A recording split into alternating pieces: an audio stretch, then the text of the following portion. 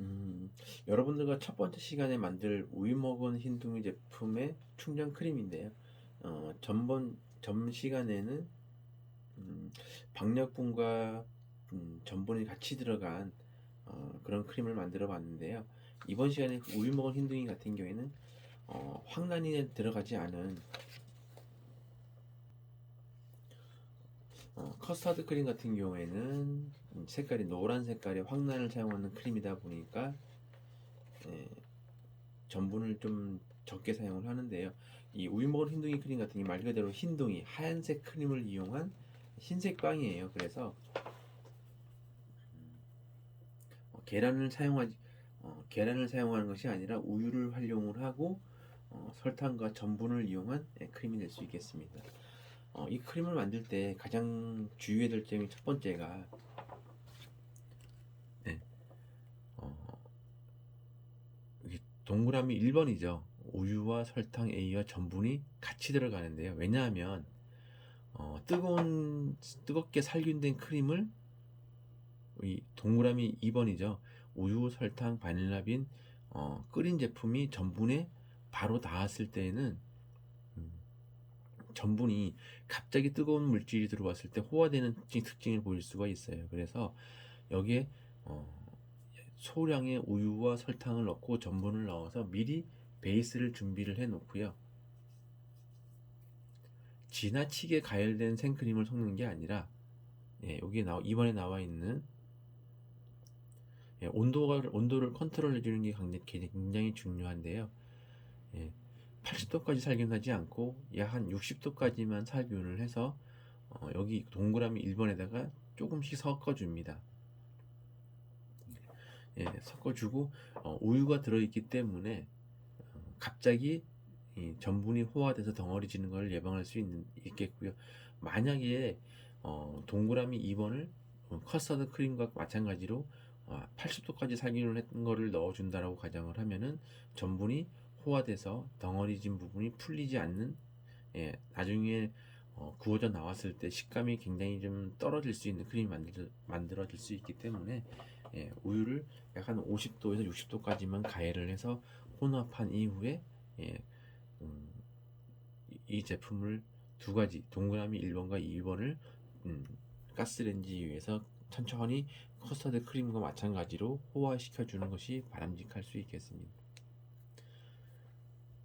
음, 커스터드 크림과 똑같은 방식으로 했을 때에는 이 전분이 호화돼서 덩어리진 부분이 끝에까지 예, 덩어리졌다는 부분은 골고루 유화되지 못하고 특정 재료가 어, 이렇게 뭉쳐 있다는 뜻이거든요. 그러다 보니까 크림의 상태가 균일화되지 않고 유화되지 않고 뭔가 재료들이 따로따로 섞여 있다는 생각으로 이해하시면 되겠습니다. 마찬가지로 호화가 음, 충분히 이루어지고 나면 3번과 4번 럼과 우유버터를 넣어서 충분히 잘 유화되도록 준비를 해서 똑같은 방식으로 예, 그릇에 옮겨 담아서 밑에는 얼음을 받치고 윗면에는 껍질이 형성될 수 있기 때문에 반드시 비닐을 덮어서 예, 냉각시키시면 되겠습니다.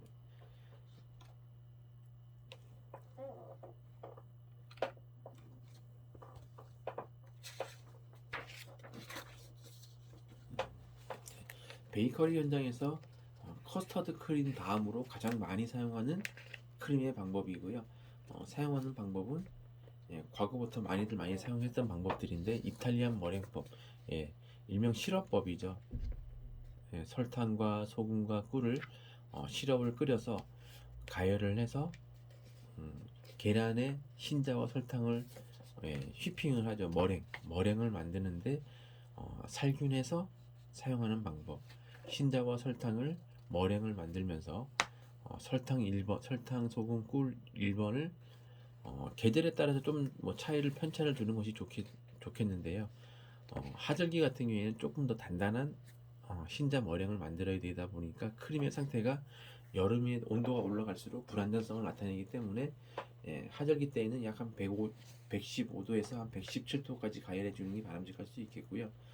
동절기 가을부터 봄이 오기 전까지는 약 한 112도에서 115도 정도로 편차를 두어서 머랭을 완성하는 것들이 바람직할 수 있겠습니다.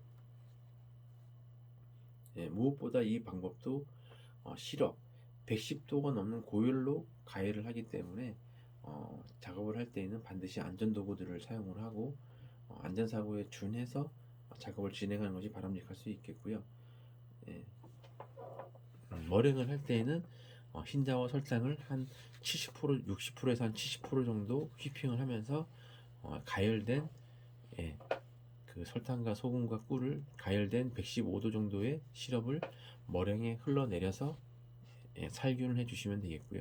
무엇보다도 커스터드 크림도 호화를 시키면서 하는 가장 큰 근본적인 이유는 어떤 그 살모넬라균이라든가 이런 부분들 그 어떤 그 식중독이라든가 아니면은 계란을 사용을 하면서 나타날 수 있는 그런 그 부분들을 예방을 하기 위해서 살균을 하는 거거든요. 그래서 좀 안정성 있는 크림을 만들기 위해서 커스터드 크림은 호화를 하고 이런 이탈리안 머랭 같은 이용한 그 크림법은 버터크림 같은 경우에는 흰자 부분을 살균을 하기 위해서 어떤 보존성이라든가 안정성을 높이기 위해서 이렇게 살균하는 크림을 활용을 합니다. 아마도 우리나라 베이커리 현장에서 가장 많이 활용이 되고 있고 또 많이 쓰고 있고요. 그러니까 일명 버터크림 빵이라든가 이런 쪽에서 아니면은 뭐 바게트 크림이라든가 이런 쪽에 상당 부분 많이들 응용해서 활용을 하고 있고요. 이런 부분들은 충분히 살균이 됐기 때문에 안정성이라든가 이런 것들도 무엇보다 가벼운 크림 식감들 때문에 많이들 선호하지 않을까라고 생각하고요. 완성된 크림들은 뭐 냉장 보관이라든가 냉동 보관을 해서 상당 기간 사용할 수 있는 그런 특징이 있을 수 있겠습니다. 그래서 이게 완성된 머랭 속에 그 준비된 음, 어, 이렇게 흰자에 이런 시럽이 들어가면 상당 부분 온도가 올라가기 때문에 휘핑을 천천히 하면서 온도를 냉각시켜 주는 것이 바람직할 수 있겠고요. 냉각시키는 과정에서 준비된 동그라미 3번 무염 버터를 조금씩 넣어 주어서 크림화를 완성하는 것이 바람직할 수 있겠습니다.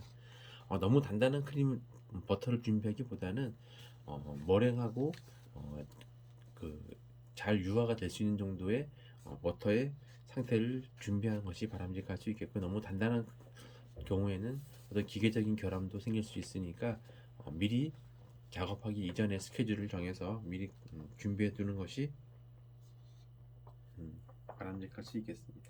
완전히 유화가 되고 나면 브랜디, 어떤 제품의 베이스가 되는 제품의 특징에 맞는 브랜디를 준비하는 게 좋을 수 있겠고, 일반적으로는 럼이라든가 이런 것들을 활용하는 것이, 럼이라든가 아니면 꼬냑이라든가 이런 쪽의 브랜디를 사용하는 것이 일반적인 방법일 수 있겠습니다. 이렇듯 가벼운 크림들을 많이 사용을 하지만 요즘에 트렌드를 보면 과거에는 우리나라 그 베이커리 현장이 조금 적은 양을 가지고 많은 부피감을 만들어서 활용했던 가장 대표적인 방법이 이탈리안 머랭을 이용한 버터크림이 가장 대표적인 방법이지 않을까 생각을 하고요. 현재 트렌드로 보면은 과거에는 약간 가벼운 크림을 선호를 했다라고 하면 요즘에는 좀 무거운 크림들, 그 버터를 휘핑하지 않고 순수 재료들을 그대로 혼합을 해서 만들어내는 그런 크림들을 많이들 또 흐름을 바꾸고 있는데요. 대표적인 크림들이 연유 바게트라든가 아니면 밀크 프랑스, 뭐 비엔누아즈 활용한 제품들, 이렇듯 순수 버터에다가 연유라든가 휘핑하지 않은 생크림, 이런 재료들을 섞어서 좀 약간 무거운 식감의 순수 재료들을 사용하는 그런 트렌드의 변화를 또 보이고 있는 그런 부분인 것 같습니다.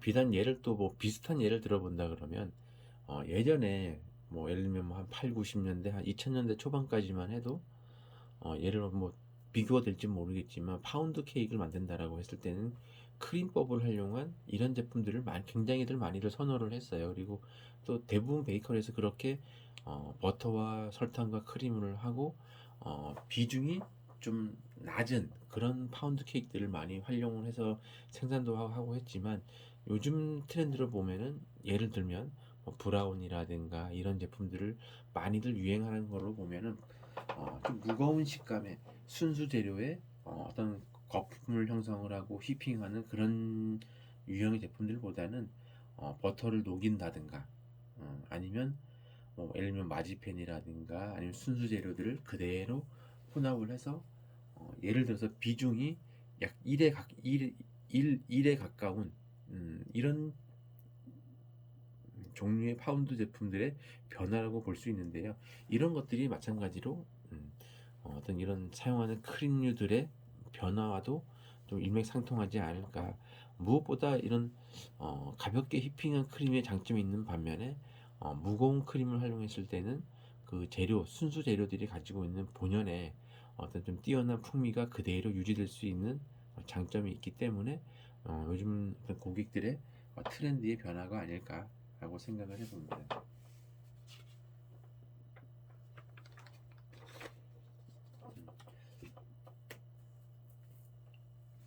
무엇보다 이렇게 그 계란을 활용한 제품들은 살균을 하는 것이 필수 사항이에요. 그래서 살균을 호화를 시키는 그런 적어도 60도 이상 살균을 한 계란을 사용하는 것이 바람직할 수 있고요. 그 온도는 반드시 잘 지켜주시는 것이 좋겠습니다. 이런 부분들은 지금 바로 다음에 설명할 앙글레이즈 크림과 가장 또 마찬가지인데요. 앙글레이즈 크림이라고 하면은 호화시키지는 않고 살균된 크림을 넣어서 휘핑해서 만드는 그런 크림일 수 있는데요.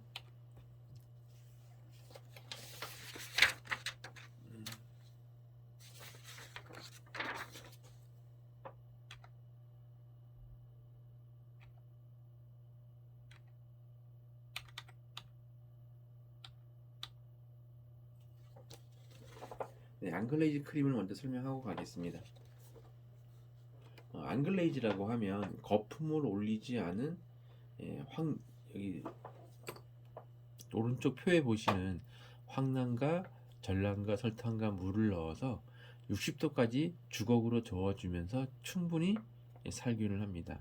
이 살균된 이 계란의 살균 온도가 적어도 60도가 되어야지만 살균이 되기 때문에 부드러운 거품을 올리지 않는 부드러운 크림을 가지고 예, 살균된 재료를 우유 버터를 휘핑을 하면서 이거를 여기 2번에 흘러내려서 휘핑하는 방식의 크림이 될 수 있겠습니다. 예를 들어서 예를 들면 무스 케이크라든가 이런 쪽에 활용할 수 있는 그런 크림의 방법이고요. 반드시 살균한 그 동그라미 1번 황난과 전란 이 재료 이 부분은 60도까지 가열이 되고 나면 반드시 체에 한번 걸러서 식혀둔 다음에 부드러운 포마드 상태의 우유버터에 1번을 흘러내려서 휘핑해 주시면 되고요. 마찬가지로 이 크림 같은 경우에도 살균된 크림 이 계란을 우유버터에 흘러내림으로 인해서 휘핑을 하면서 좀 가벼운 식감의 크림의 상태를 만드는 방법이고요. 반대로 이탈리안 머랭이 흰자를 이용했다라고 하면 이 앙글레이즈 크림은 그 이탈리안 머랭을 이용한 크림보다는 조금 더 부드러운 황난과 전란이 들어가서 이 우유 버터를 약간 부드럽게 하는 역할을 하기 때문에 조금 부드러운 식감의 그 크림이라고 보시면 되겠습니다.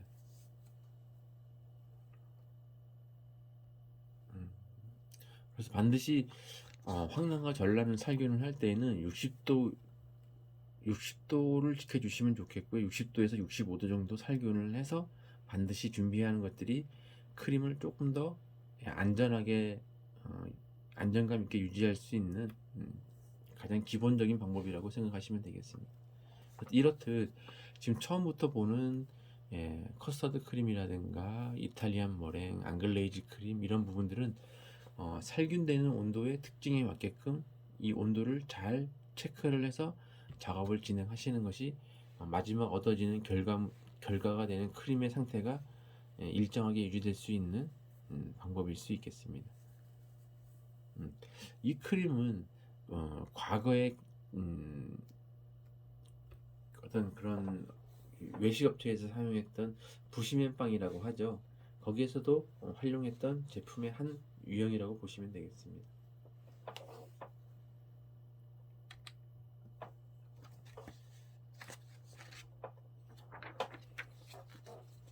저희 그 제품 중에 아프리카라는 제품에 활용할 크림인데요. 초코 생크림, 가나슈를 활용한 초코 생크림이라를 만들어 볼 계획인데요. 마찬가지로 어, 그, 이 초코 생크림을 만들 때 가장 중요한 포인트는 이 그 온도가 중요한데요. 과정으로 보면은 동그라미 1번 먼저 초코 생크림을 만들기 위해서는 베이스가 되는 가나슈를 만드는 것이 먼저 선행되어야 됩니다. 먼저 생크림과 전화당 트리몰린이죠, 그죠? 트리몰린 물엿을 넣어서 80도까지 가열을 합니다. 80도까지 거품이 생기기 전까지, 거품이 생기면 크림의 식감이 떨어질 수 있기 때문에 80도까지만 가열을 해서 약 45도까지 냉각을 시킵니다. 이 냉각을 시킨다는 부분은 밑에 있는 다크 초콜릿 150g을 녹여서 준비를 했을 때에는 이 45도까지 냉각을 시켜서 섞는 것이 바람직하겠고요. 다크 초콜릿을 녹이지 않고 그대로 동전 초콜릿 상태로 단단한 상태로 준비가 되어 있다라고 하면은 이 80도 가열한 생크림을 다크 초콜릿에 넣는 것이 좋을 수 있겠고요. 이 이유는 이 두 가지 동그라미 1번과 동그라미 2번이 혼합되었을 때 상태가 35도에서 40도가 되는 것이 완성된 상태가 35도에서 30도가 되는 것이 바람직할 수 있겠습니다.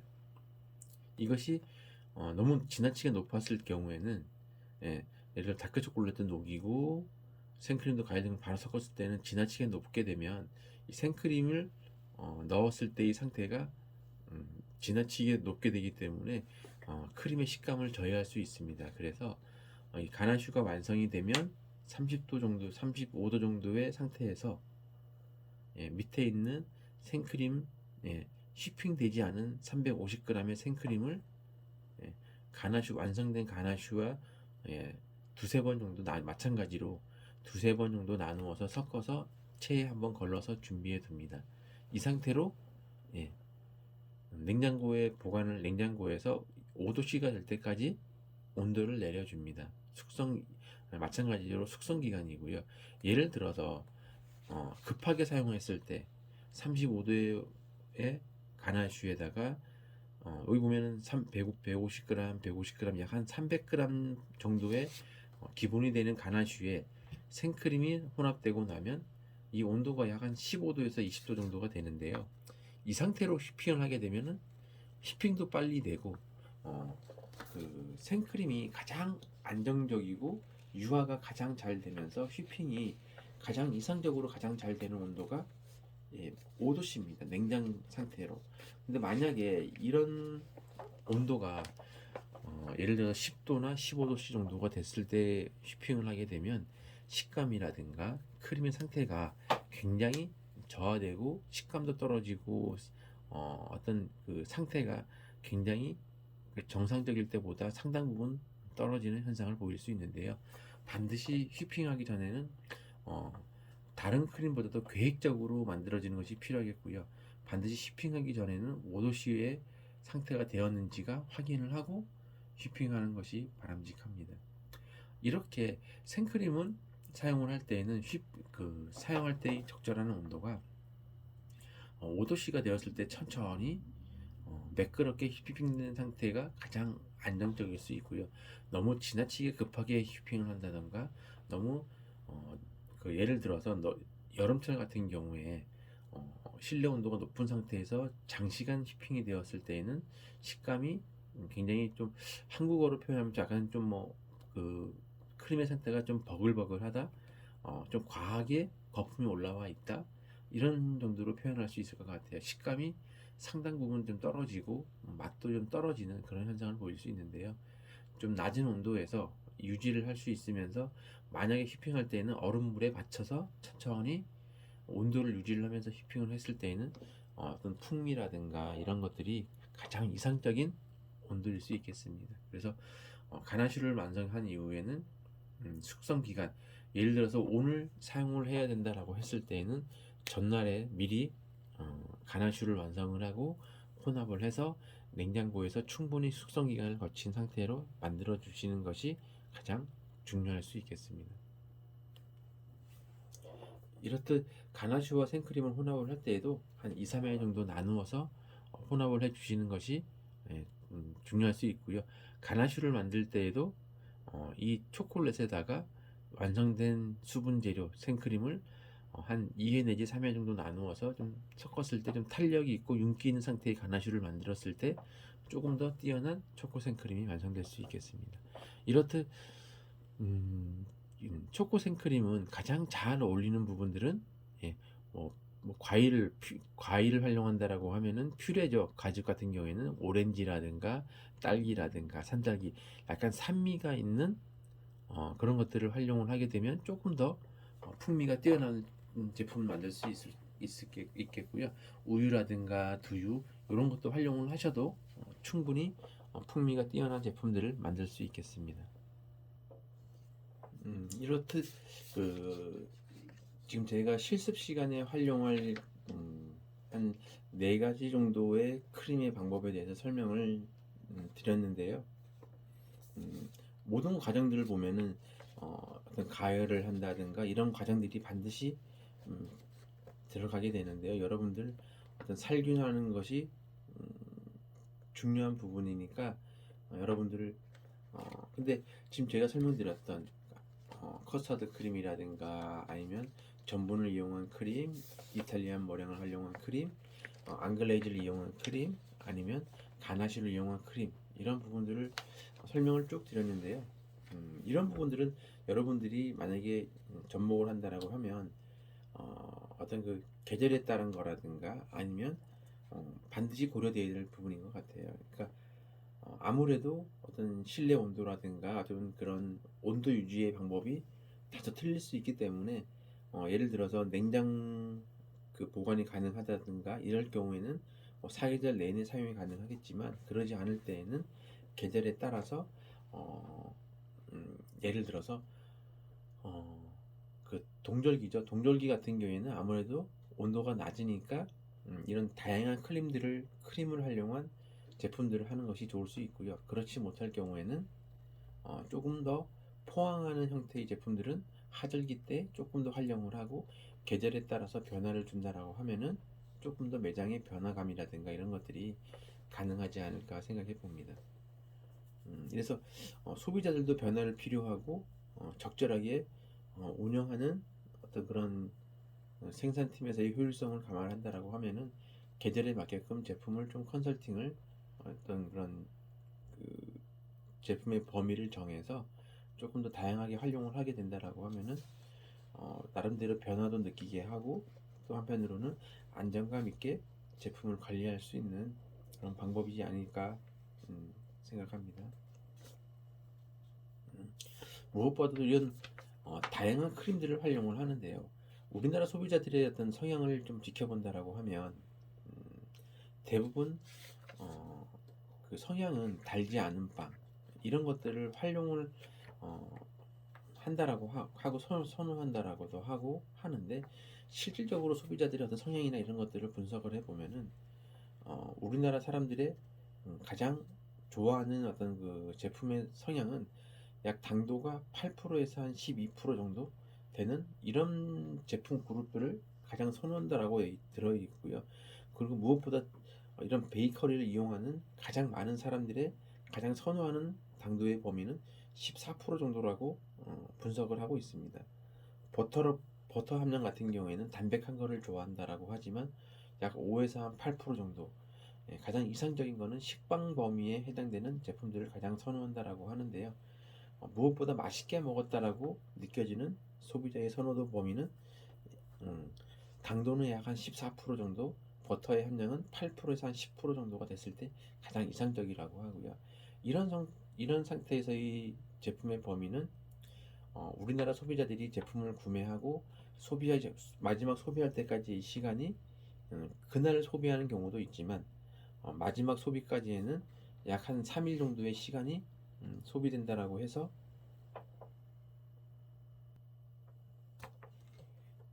그런 부분들을 감안을 해서 어, 제품을 선택적으로 조율하는 것이 바람직하지 않을까 생각합니다. 이렇듯 어, 조금 더 정말 베이커리에 어, 어찌 보면 가장 방문 횟수가 많은 계층을 봤더니 약 한 18% 정도 내지 16% 정도의 당도를 선호하는 계층들이 예, 가장 많았다라고 얘기를 하고요. 데이터에서. 근데 이 범위가 뭐냐면 여기는 빵뿐만이 아닌 디저트라든가 케이크류라든가 이런 것들을 포함을 하다 보니까 약 한 18% 정도의 어, 당도를 선호하는 소비 계층들이 베이커리나 디저트의 시장에 가장 많이 선호를 하고 있더라. 이런 나름대로 분석입니다. 그래서 이런 소비자의 최종 소비까지의 시간을 감안을 해서 제품을 구성하는 것이 바람직하겠다는 생각이 좀 들고요. 가능하면 소비자들이 어, 좀 짧은 시간에 소비할 수 있도록 유도하는 것도 하나의 노하우가 아닐까, 또 가장 맛있게 소비할 수 있는 방법이 아닐까라고 생각합니다.